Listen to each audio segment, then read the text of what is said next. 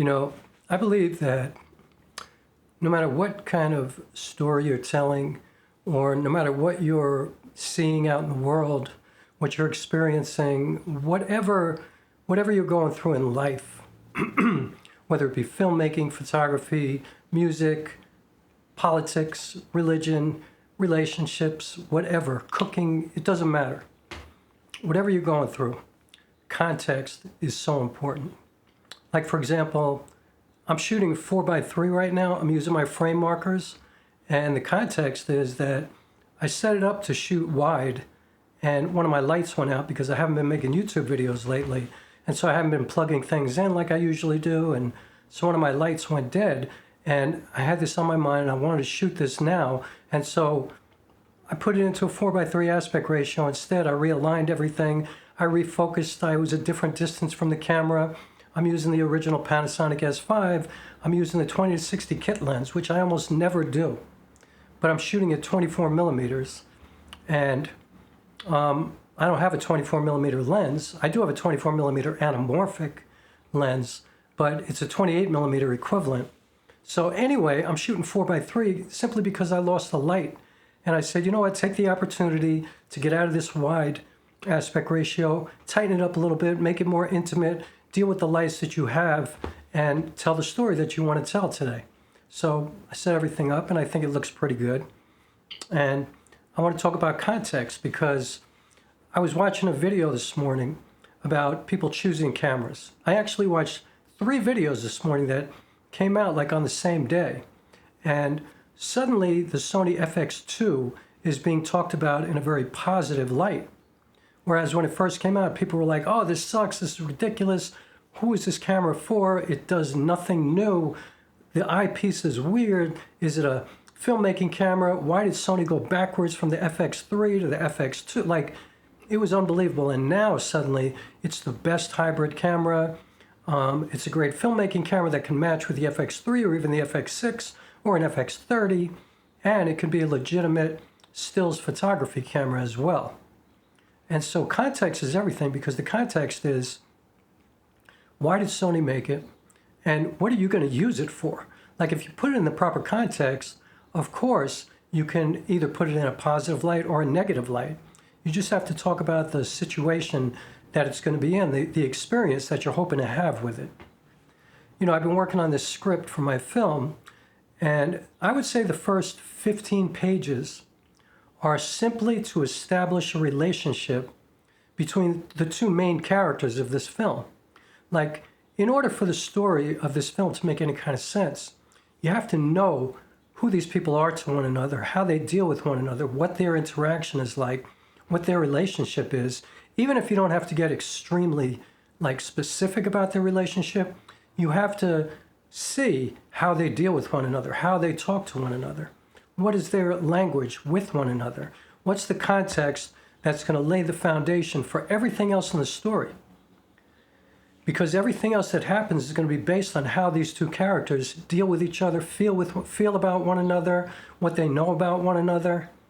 You have to lay the groundwork so that you put everything else into context. It's really, really important. YouTube videos. You know, one of the reasons I stopped, uploading videos every day is because I felt like I started to lose context. Like, I felt like I was kind of floating, and people didn't really know why I was posting these videos and what was my point, and can I really just post videos every day that are about anything that I'm thinking?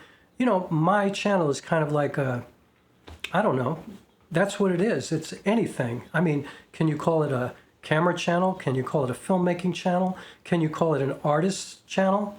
Because, I do more than filmmaking. I'm first and foremost a theater artist. That's where I come from. Although I come from music before that. So you have to put everything in the proper context. Where did I come from? What is my work about? How do I approach my work? What is my foundation? I think that will kind of give you a little bit of insight into why I do the things the way that I do them, and why my content is what it is. Where is it coming from? Where did it originate from? What influenced me? What inspired me to get to this point? But I started to, often think about, make the video that you want to see, because I've talked about this a lot lately, but I've said that I'm pretty bored with YouTube. Like, I can't find any videos that I'm really interested in. It's hard for me to scroll through because, first of all, I'm not a scroller, but it used to be easy for me to find videos that I was interested in because I had a need.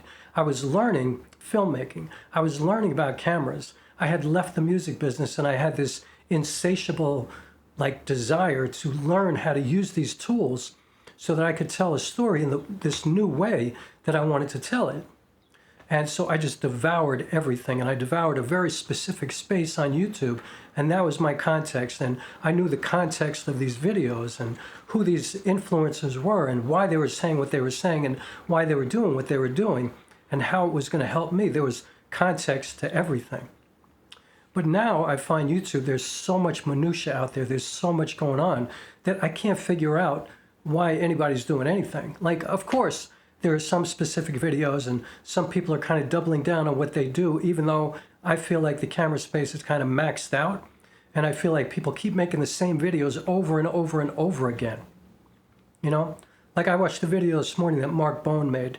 Mark Bone is somebody who I follow, who I deeply respect and admire. He's a great filmmaker, a documentarian. And he definitely knows his stuff when it comes to cameras. And so he made a video this morning on how to choose between the FX30, the FX2, the FX3, and the FX6. Like the FX line of cameras, leaving out the FX9, and what these cameras do, who they're good for, and why you would choose one. And it's all about context.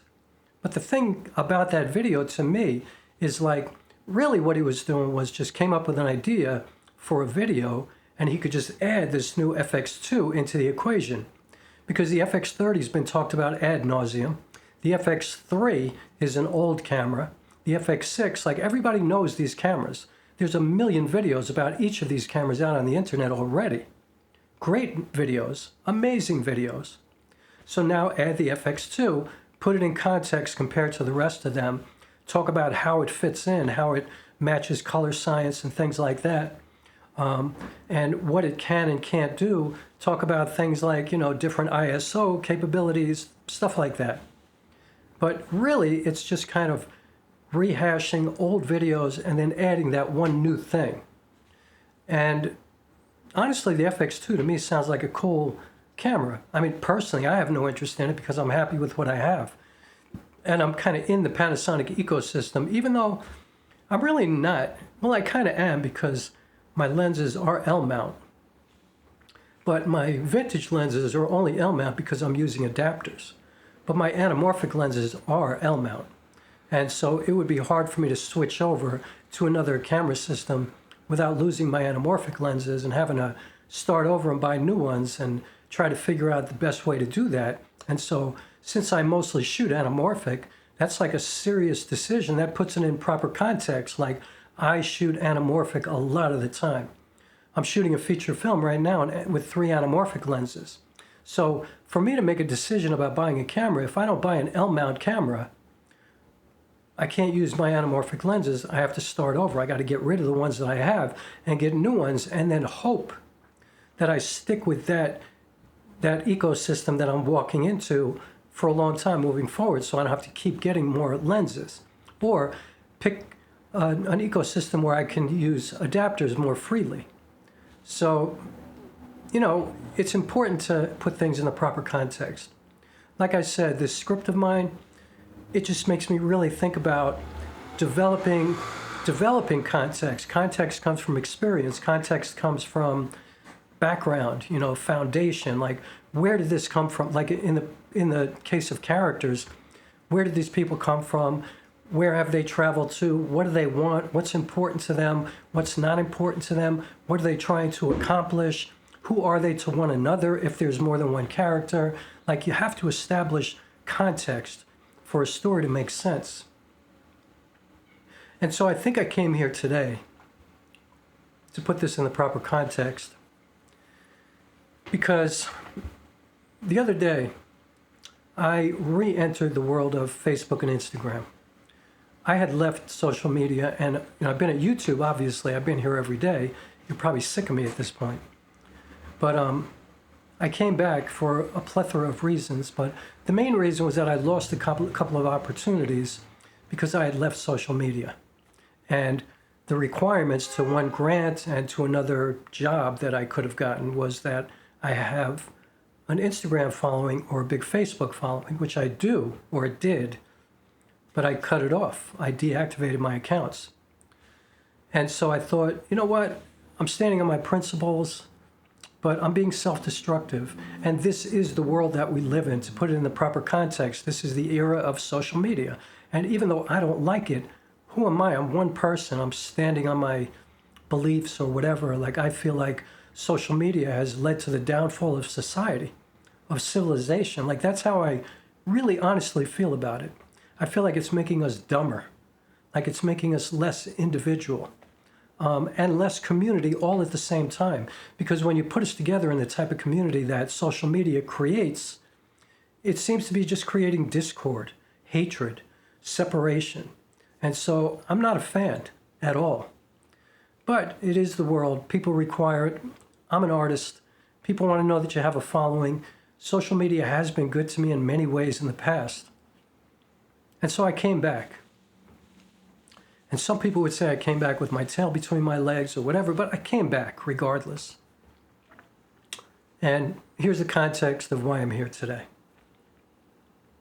I wasn't going to come here for another couple of weeks or something like that. I'm busy in my script. I'm busy with my film. I'm doing a lot of stuff right now. But I felt like I needed to speak, I guess, out loud about something that really deeply affected me the other day, which was I reopened my Facebook page, and literally the first thing I saw on my timeline was a picture of someone who I was very close to at one time. Not anymore. Now we just kind of keep in contact maybe once or twice a year or something like that, but somebody who I used to be very close to and who holds a big place in my heart, who was really important to me at one time. And what I saw was information for her funeral. And it just hit me like a gut punch, you know what I mean? I had to find this out from social media because we didn't really have many common friends. And the common friends that we did have aren't really my friends. I just know them from the performance community, the poetry world, stuff like that. So nobody told me. Nobody reached out to me. I missed the funeral. And I just thought, I want to say this out loud somewhere. And I don't really have anybody to talk to about it who knew her. And I'm not even going to say her name right now because nobody here knows her, but to just, put this in the proper context, the reason it affected me in this way is because I personally have experienced a lot of loss in my life, a lot of death, people very close to me. And this was somebody who was close to me, but not anymore, but it affected me anyway because I know the challenges that she has experienced in her life. She was a transplant recipient. She was on dialysis. She had lupus. She had scleroderma. She had a bunch of autoimmune disorders, and all of it finally got to her. But I also know her to be the most fierce advocate for equal rights for everybody. A fierce, powerful, strong Afro-Latina, a black woman, a Dominican woman, somebody who was just very, very, very intelligent, incredibly caring, loyal. She was a great, great, great person. A New York City school teacher for many years. And, it was astounding to me, like about a year ago, maybe even a little bit more than a year ago, I saw a post somewhere. Oh, no, somebody sent me an email about a GoFundMe for her because she was in the hospital. She had been in the hospital for a while. She was having problems. She was behind on her rent. And I'm thinking, like, how despicable that somebody who was a New York City school teacher for probably 30 years didn't have enough money to pay her rent because she was sick. So I don't know, this loss, this death, it just really hit me, first of all, for reasons that I can't even describe. I have a lot of love for this person, but also it's very sobering to me. She was, I think, 52 years old. She was young and vibrant and powerful. Her energy was like off the charts. Just, I can hear her voice in my head. She could be the loudest, most out there kind of person that you can imagine, but she could also be the softest, sweetest, nicest person, quiet. And it just made me feel like it was just a reminder, like, don't take any day for granted. Don't take anything for granted. Don't take any person for granted, nothing. And also, if you are in contact with people, stay in contact with them if you care about them. I mean, I know that's virtually impossible to do, and it's kind of weird because with the world of social media, you're kind of in contact with everybody all the time, but it's so removed that it just doesn't feel like anything real to me personally. It's just bullshit to me.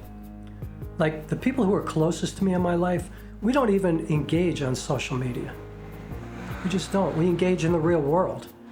But I don't know, it just made me feel like maybe that's why I came back to social media, so I could be more aware of some of the people who I enjoy in my life, who I care about, but I'm not really in contact with in a real sense. So I could at least know what's going on. I mean, I guess you could say, if I didn't know, what difference would it make? We were hardly in each other's lives anyway, but I don't know. It just kind of hit me, the mortality, the fleeting nature of this existence that we're in. So rest in peace, my friend. You will definitely be missed by a lot of people, I know that. She had some very, very close friends. And I feel for her mom. I hope her mom's okay. Her sisters, she had a beautiful family. And I just wanted to make this video today. So, just understand that everything in life is all about context. Just when you think you know, you don't know. You don't know anything unless you know the full context. And even then, unless you're directly involved, you just don't know, so you should never judge. You should never think that your opinion is correct. There's nothing wrong with having an opinion, but you always have to keep that little bit of humility and understand that you might be totally wrong. You might be completely off base. You might have no idea whatsoever. And in writing scripts and in making art, in telling stories, remember to include context. Remember to include a foundation. You can't have a house without a foundation, a solid foundation that's going to last forever. Create context, look for context, and understand how important context is. And don't judge, because you wouldn't want people to do that to you. So that's all I wanted to say about all of that. See you again soon.